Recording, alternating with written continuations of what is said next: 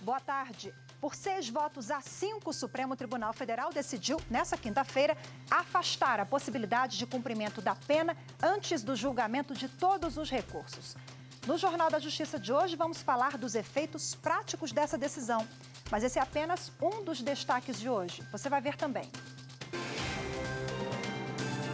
Defesa do ex-presidente Lula entra na Justiça com pedido de liberdade. Insatisfação com hospedagem. Justiça de Brasília decide que site especializado tem responsabilidade solidária. Ela disse que o espaço estava em péssimo estado de conservação, era muito frio e ainda tinha um mau cheiro. E ainda ressocialização. Na Paraíba, a penitenciária inaugura fábrica de calçados para empregar detentos. Nós estamos dando uma possibilidade deles voltarem atrás, deles repensarem muitos seus conceitos, para que eles possam um dia sair daqui e serem reinseridos na sociedade.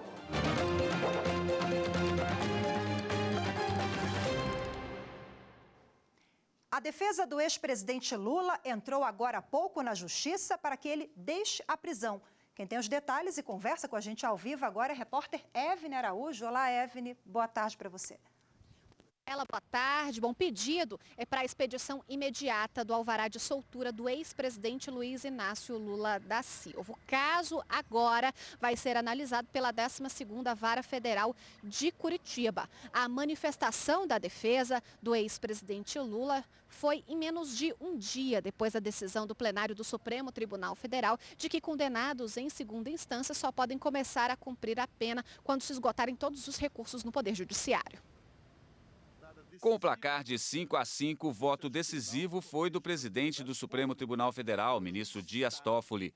Ele chamou a atenção para o fato de que essa era a primeira vez que a Corte analisava a validade do artigo 283 do Código de Processo Penal, que diz que uma pessoa só pode ser presa após o trânsito em julgado do processo, ou seja, quando não cabe mais nenhum recurso. O ministro também argumentou que o problema da impunidade não está na prisão ou não após condenação em segunda instância. Citou estatísticas, como, por exemplo, a que aponta que mais de 354 mil presos no país não foram sequer julgados.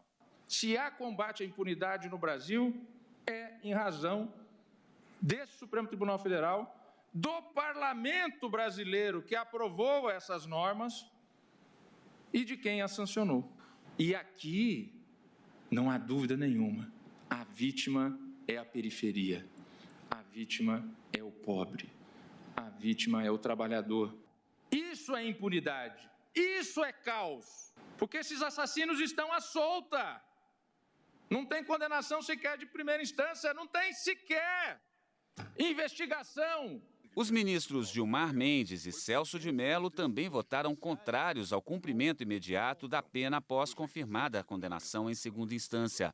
Ofende diretamente o princípio da presunção da não culpabilidade de que trata o artigo 5º, inciso 57 da Constituição. Desde esse primeiro paradigma, portanto, fica assentada a importância ou a possibilidade de que houvesse a prisão provisória a partir dessa decisão de primeiro ou segundo grau, desde que presentes os requisitos de prisão preventiva.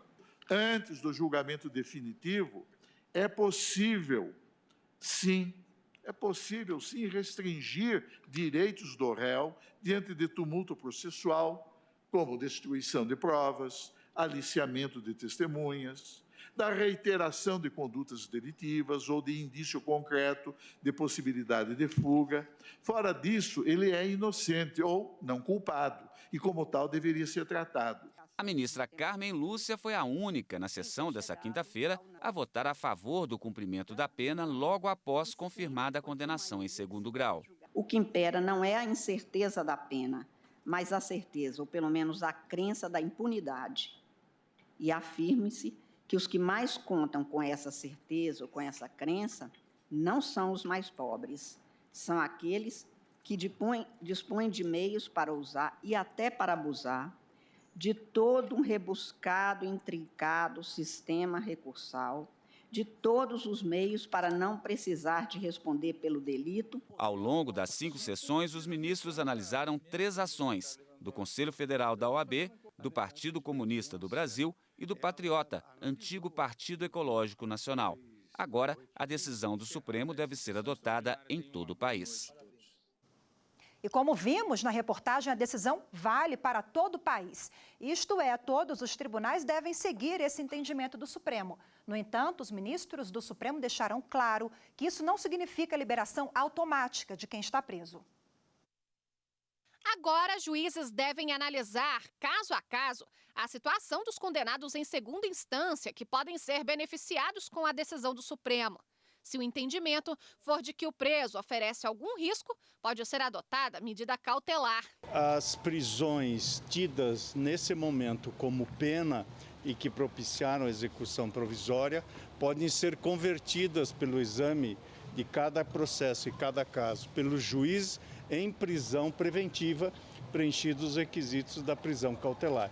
Portanto, não há, em face dessa decisão, nenhuma liberação automática de quem quer que esteja preso por condenado em confirmação de segunda instância. A legislação brasileira prevê a prisão por tempo indeterminado quando há indícios da existência do crime, risco de fuga, risco às investigações, entre outras situações. Os ministros, no entanto, não chegaram a discutir se a conversão em prisão preventiva deve ser provocada pelo Ministério Público ou pela autoridade policial.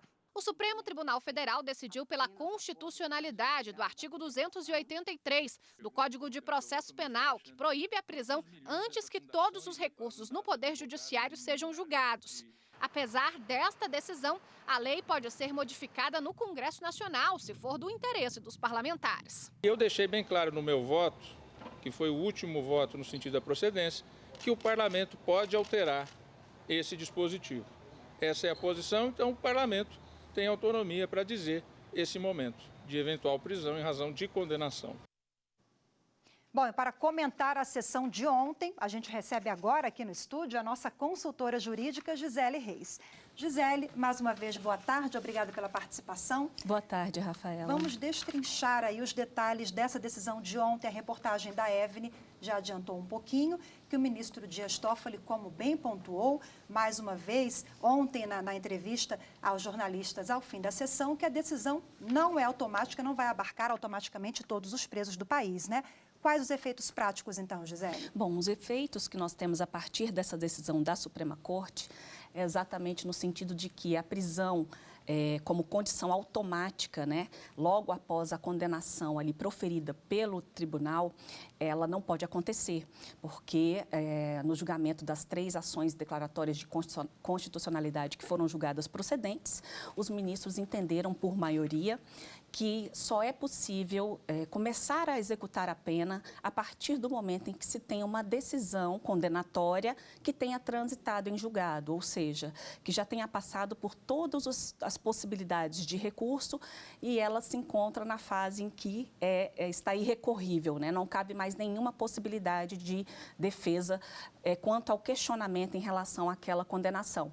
Então, a consequência prática que nós vamos ter a partir daí é exatamente o fato de que será possível, então, em alguns casos, recorrer em liberdade. Bom, ontem nós ouvimos muito ao longo da tarde, durante o julgamento, 2 artigos, né, que foi o artigo 5º da Constituição Federal e o CPP, o Código de Processo Penal, artigo 283. Um fala de culpa, o outro fala de prisão. Queria que você diferenciasse esses 2 artigos e qual foi o entendimento dos ministros com base nesses 2 instrumentos. Pois bem, Rafaela, a Constituição Federal, lá no artigo 5º, em um dos seus incisos, ela diz que ninguém será considerado culpado antes do trânsito em julgado de sentença penal condenatória. Então, ela associa aí o trânsito em julgado à questão da declaração da culpa, ser declarado culpado ou inocente. Então, só pode ser considerado culpado após uma decisão irrecorrível. Já o Código de Processo Penal, ele traz lá no artigo 283 as hipóteses de prisão. Então, ele menciona que a prisão ela só pode acontecer se for uma prisão em flagrante ou por ordem escrita e fundamentada da autoridade judiciária competente. E essa ordem escrita e fundamentada, ela normalmente acontece nas prisões cautelares, que podem ser a prisão temporária, a prisão preventiva. Inclusive, a prisão preventiva ela pode acontecer até antes do processo, na fase de investigação, ou em decorrência de uma prisão pena, que é a prisão condenatória transitada em julgado. Então, as duas falam de trânsito em julgado, só que uma associa o trânsito em julgado à declaração da culpa e a outra associa a cumprimento, o outro dispositivo do Código de Processo Penal associa o trânsito em julgado ao cumprimento da pena daquelas pessoas que são condenadas. Então, o que os ministros entenderam é que o conceito de presunção de inocência previsto na Constituição Federal, ele deve ser interpretado de forma ampla, tanto que o artigo do Código de Processo Penal está em consonância com a Constituição no sentido de que as prisões decorrentes de sentença condenatória só podem acontecer depois de esgotadas todas as fases recursais. Bom, Gisele, ontem também o ministro-presidente ressaltou em vários momentos que agora a competência para uma eventual mudança do Código de Processo Penal fica a cargo do Congresso Nacional. Sim, o artigo 283 do Código, inclusive, ele sofreu uma alteração, de certa forma, recente, e é uma legislação infraconstitucional. É uma legislação que é da competência do parlamento, né, caso queiram, de alterá-la ou não. Ao Supremo Tribunal Federal, que é o guardião da Constituição, ele deve analisar as leis e verificar se há ou não consonância com a Constituição Federal. Então, pela disposição atual, pela forma como a legislação atual está estabelecida, o texto, né, escrito do artigo 283, a redação do artigo, foi interpretada exatamente nesse sentido de que é plenamente constitucional. Qualquer mudança, de fato, deveria vir a partir do parlamento, porque o Supremo Tribunal Federal ele não tem a competência para legislar. A competência do Supremo é guardião da Constituição, é interpretar a Constituição em face dessa, verificar se a legislação infraconstitucional respeita a Carta Maior. Rapidinho, para a gente terminar, outra peculiaridade do julgamento de ontem foi um instrumento jurídico usado para que essa decisão abarcasse aí outros casos, é claro que dependendo de caso a caso que será avaliado. Porque nos outros julgamentos era outro tipo de ação. E qual foi a ação julgada ontem? Isso, Rafaela, isso que você está pontuando é porque, assim, em outras oportunidades que o Supremo chegou a ser chamado a se manifestar sobre esse tema, foi em cima de habeas corpus. E habeas corpus tratam de casos concretos. No entanto, no caso das ações declaratórias de constitucionalidade, o Supremo ele não está analisando o caso concreto da pessoa X ou da pessoa Y. Ele está analisando a constitucionalidade de um dispositivo legal em face da Constituição Federal.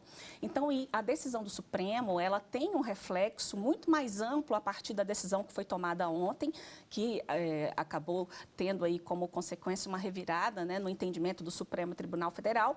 Então, realmente, ela a dimensão é muito maior, deve ser replicada em todos os tribunais, porque passa a ser numa análise dentro de uma ação de controle de constitucionalidade. Ok, Gisele, mais uma vez, obrigada pela participação, pelos esclarecimentos. Uma boa tarde. Boa tarde.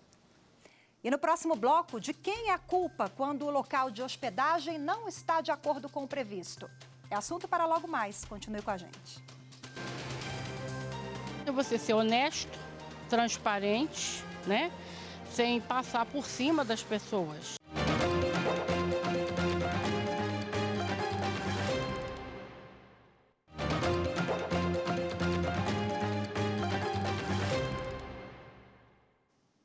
O Supremo Tribunal Federal decidiu adiar para abril de 2020 o julgamento sobre como deve ser a divisão dos royalties do petróleo. O royalty é a compensação paga pela extração de petróleo à União, a estados e a municípios. No julgamento, o Supremo vai decidir como deve ser feita a divisão entre produtores e não produtores de petróleo. O presidente do STF, ministro Dias Toffoli, e a ministra Carmen Lúcia, relatora do caso, decidiram adiar o julgamento para atender pedidos de governadores de estados que querem a realização de audiência de conciliação. Quem decide alugar um imóvel por aplicativos de hospedagem deve ficar atento aos detalhes. As avaliações feitas por hóspedes anteriores ajudam muito na escolha. Mas o que fazer se algo der errado?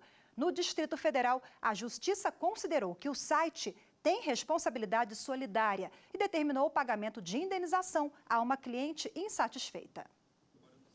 A casa no meio da mata é um refúgio para os turistas. David começou a alugar o imóvel e parte do espaço há 1 ano. De lá para cá, recebeu muitos hóspedes. Organização, limpeza, tudo feito com capricho para não frustrar ninguém. Os cuidados são minuciosos, tá? Lençóis limpos, toalhas limpas, banheiro limpo, tudo limpo, impecável. David anuncia o imóvel num site de uma empresa. Lá é sempre avaliado. É um anfitrião 5 estrelas e faz tudo para não perder a nota. Quando a pessoa faz uma escolha de um espaço, quando faz uma reserva pelo Airbnb, sim, uma das coisas, eu acho que uma das coisas primordiais que eles analisam são as avaliações deixadas pelos inquilinos anteriores. E eu acho que sim, isso aí vale muito. Mas nem sempre o anúncio virtual de imóveis, apartamentos e pousadas corresponde à realidade.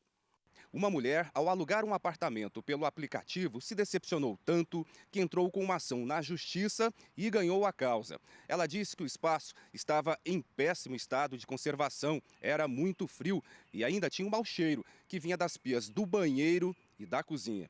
A empresa, dona do site, justificou que não poderia ser responsabilizada, porque é dever do anfitrião prestar informações e foto do local ao consumidor.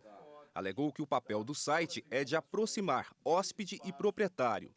Mas a magistrada do Juizado Especial Cível de Brasília decidiu que, embora a empresa seja um mero intermediário, tem responsabilidade solidária. A hóspede não conseguiu recuperar o dinheiro que gastou na locação do apartamento, mas a magistrada definiu que ela deve receber uma indenização de R$ 4.000.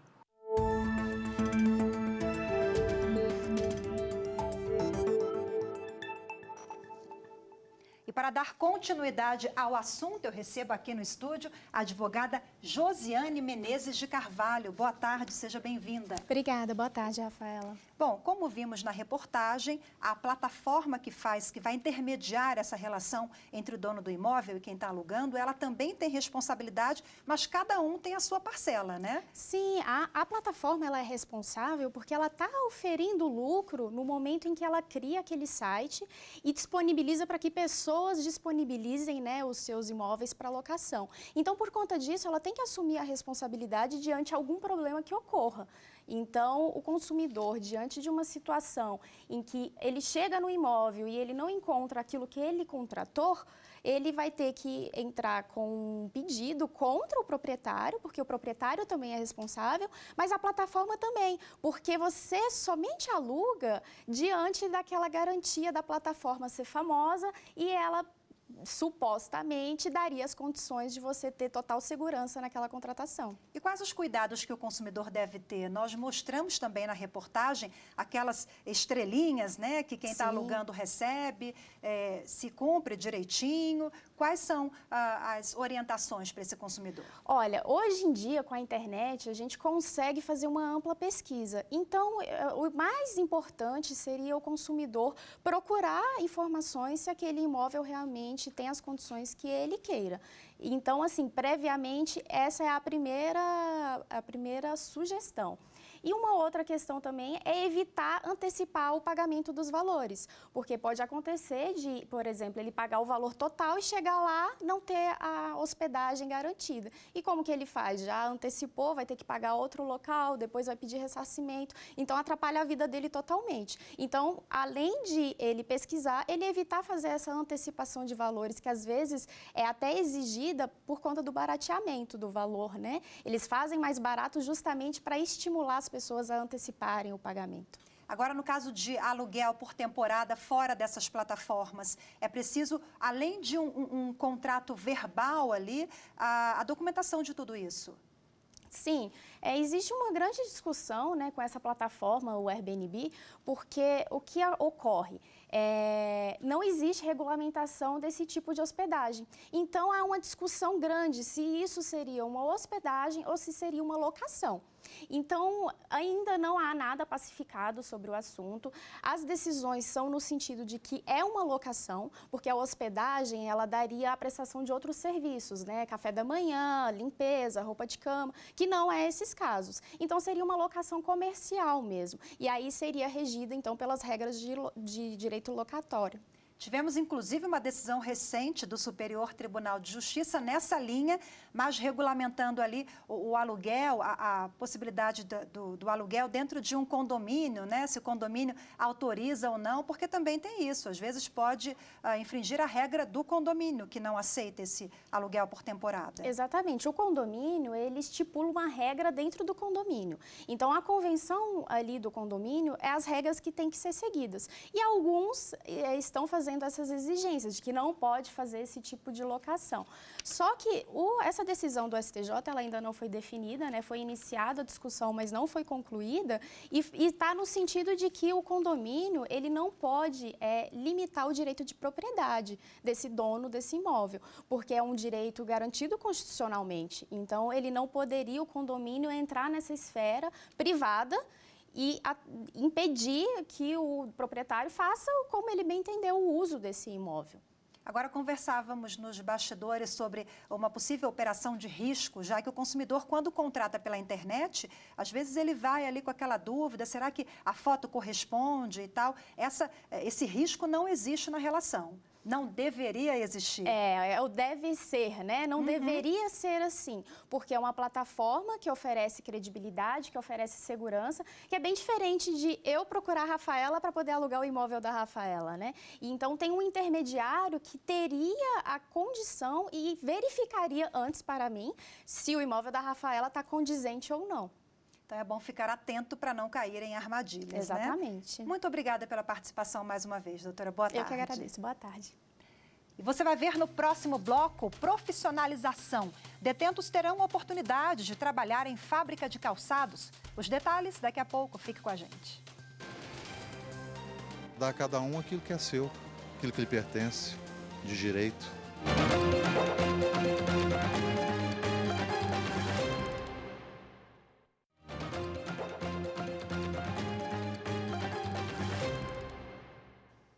Nesta quinta-feira, a ministra Carmen Lúcia, do Supremo Tribunal Federal, determinou que o ministro do Meio Ambiente, Ricardo Salles, seja notificado para responder em 15 dias, se desejar, à queixa-crime ajuizada pelo Greenpeace Brasil no Supremo Tribunal Federal.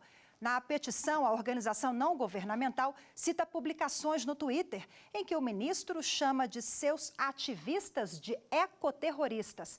Os acusa de depredar patrimônio público e insinua a relação entre navio da ONG e o derramamento de óleo que se espalha pela costa brasileira. O Greenpeace pediu que a petição fosse recebida como queixa-crime para que Salles seja processado e condenado pela prática do crime de difamação. A primeira turma do Superior Tribunal de Justiça condenou a União a pagar indenização para ex-militares torturados durante a ditadura. A União foi condenada a pagar R$30 mil de indenização por danos morais para 2 ex-militares que foram expulsos, perseguidos, presos e torturados no período da ditadura militar. Eles foram expulsos por militância contra o regime da época e por participarem de guerrilha. Ainda vão ser acrescentados ao valor da indenização juros e correção monetária desde a data em que os fatos ocorreram. As 2 primeiras instâncias entenderam que a pretensão dos ex-militares já estaria prescrita e, por isso, foi afastada a existência de danos morais. No STJ, os ex-militares afirmaram que o direito em questão é imprescritível e que o sofrimento que passaram é fato notório.